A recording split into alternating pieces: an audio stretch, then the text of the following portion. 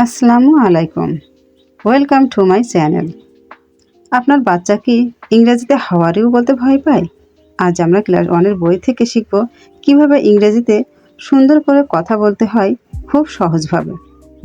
যেমন good morning, how are you, I am fine. এগুলো বলতে কি বাচ্চারা খুবই ভয় পায়? চলুন speak English confidently was till the end for quiz. আজকের unit greetings and farewells. Unit 1 Greeting and farewells. Greet অর্থ অভ্যর্থনা জানানো।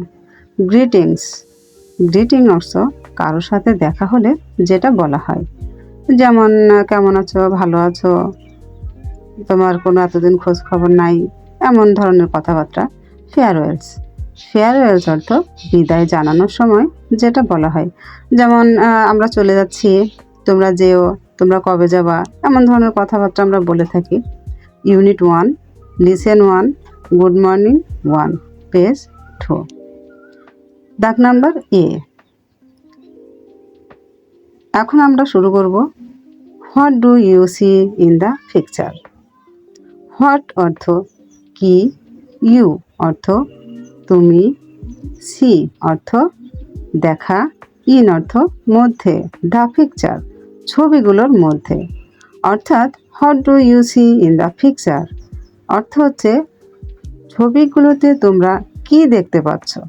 হু আর দে, আর হু অর্থ কে, আর অর্থ হয়, দে অর্থ তারা। তার মানে হচ্ছে হু আর দে অর্থ তারা হয় কারা। লিসেন, এখন দেখবো আমরা বি দাগ। Listen and repeat in chorus, then in small groups and individually. Listen অর্থ শোনো, and অর্থ এবং, repeat অর্থ আবার বলো, in chorus অর্থ সমস্বরে বা একসাথে। শোনো এবং আবার বলো একসাথে। এখানে খুব সহজভাবে বাচ্চাদেরকে বোঝানোর জন্য বারবার রিপিট করা হচ্ছে, যাতে সহজে বাচ্চারা খুব সহজে বুঝতে পারে। দেন, তার মানে হলো তারপর। দেন ইন স্মল গ্রুপস, তার মানে হচ্ছে দেন অর্থ তারপর, ইন অর্থ মধ্যে, স্মল অর্থ ছোট, গ্রুপস অর্থ দলে। তার মানে বোঝাতে চাচ্ছে যে তারপর তোমরা ছোট ছোট দলে বলো। অ্যান্ড ইন্ডিভিজুয়ালি, তারপর তোমরা সবাই একসাথে বলো বা একে একে বলো।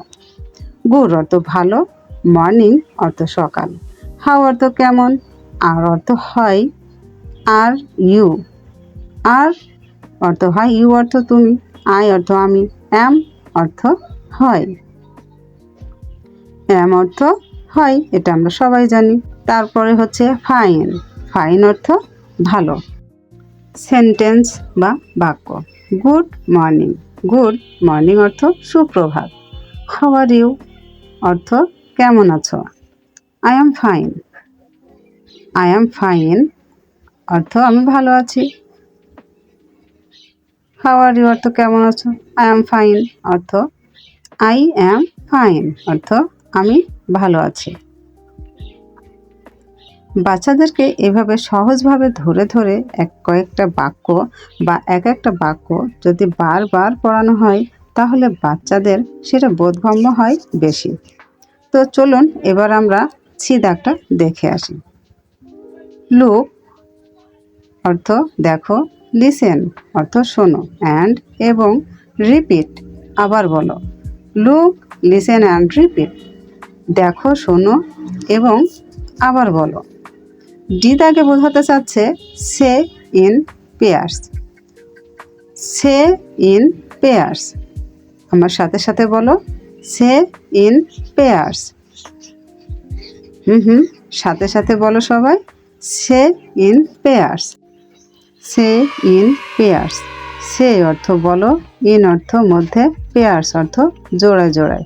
তার মানে হচ্ছে বলো এবং দুজনের মধ্যে কথা বলো। জোড়ায় জোড়ায় বলতে একের অধিক বা একজন বা দুইজন করে জোড়ায় জোড়ায় কথা বলো।